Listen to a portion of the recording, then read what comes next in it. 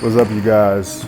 This is Sam Young, and today I'm just going to be giving you a little insight on, how I got to the NBA, what it took for me to get to the NBA, to be a professional basketball player. I've been playing professional now for over 11 years, and I know we got a lot of inspiring basketball players that's trying to make it to the NBA, trying to make it overseas, trying to make their college basketball team, and even their high school varsity basketball team. So today I'm gonna just try to give you a little bit of inspiration and try to give you the mindset of what it took for me to get to the NBA and beyond. So one thing I can tell you about basketball is there's going to be no shortcuts. There's going to be no shortcuts to being successful, to getting where you're trying to go, to being able to create that type of player that you want to be. Like in my mind, when I first started playing, there was a creative player in my head of what I wanted to play like and how I wanted to be. And every day I will work towards that creative player. That's one of the best things, or one of the best analogies I came up with when I was trying to explain to people what motivated me to get better. It was that creative player that was inside my head that continuously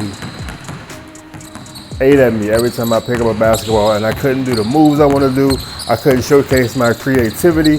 I couldn't take advantage of certain opportunities that was on the floor that I seen, but my skills weren't to the point to where I can take advantage of the opportunity. So, for those who don't know, I started playing basketball at 14 years old. So the guys I was playing with at 14 years old, they started when they was 8, 9, 10 years old. Some of them started when they was 6 or 7 years old. So as you can imagine, when I first started out, I felt like I was behind on the 8 ball. I felt like, if so many other guys that got so much more experience than me, I need to work harder. I need to work hard, and I need to get better fast, because I only got 4 years before college, and if I don't do good in college, I'm not going to be able to pursue a dream as a professional basketball player. So, man, that was all the motivation I needed. So as you see in my workouts, I try to work on drills that forces me to do multiple things at once. Whether I'm dribbling the basketball with one hand and catching the basketball on the other, or dribbling the basketball with one hand and making a pass with the other hand, or dribbling the basketball with both hands and keeping my eyes on the floor, moving at the same time, going backwards and forwards, trying to, make it as difficult as possible with the different passes being thrown at me, and me catching those passes from all over the place, but still dribbling the basketball and maintaining my dribble with the other hand. So I'm not sure if you realize this or not, but as a basketball player, and especially as a ball handler, you're going to always be expected to do multiple things at one time. Whether it's dribbling the basketball and coming up the court with a defender and you got to protect the ball from the defender, and you got to decide when to set up a play.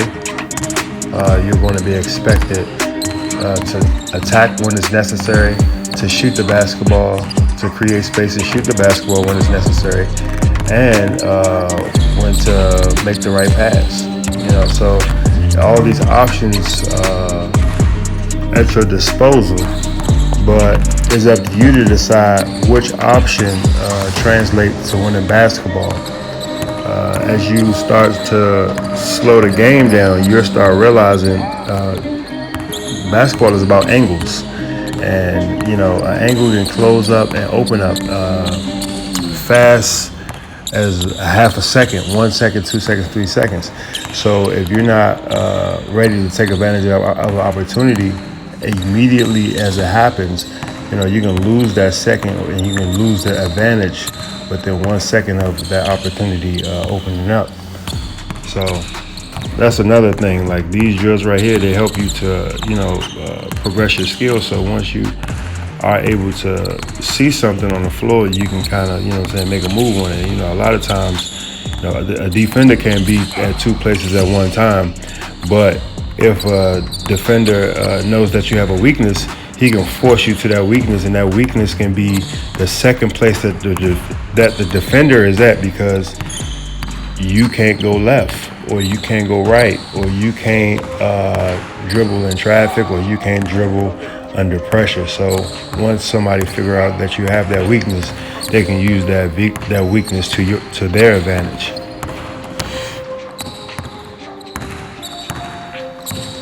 So you guys, I want to give you another analogy of a mindset that you can have when you're trying to perfect your craft in your practice, or you just kind of working out on your own, of how your mindset should be.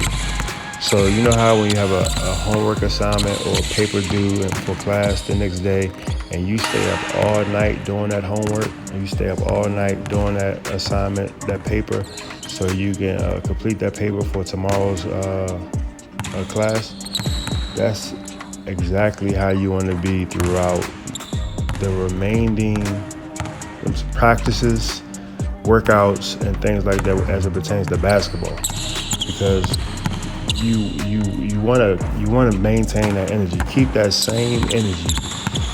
Imagine if you had kept that same energy that you did the night before the paper was due, the night the paper was assigned to you. The night the paper was assigned to you, you stayed up that night and every other night throughout that entire week or throughout that entire month, working on that paper to make sure that paper was exactly how you wanted it to be before you turned it in. And that's exactly how you want to be as it pertains to basketball and working on your craft on practices and workouts.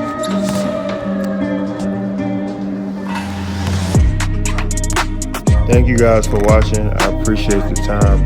If you have any questions, I know basketball is a very detailed sport, and some people have questions as it pertains to their game and stuff like that. If you have any questions, leave some comments in the comment box.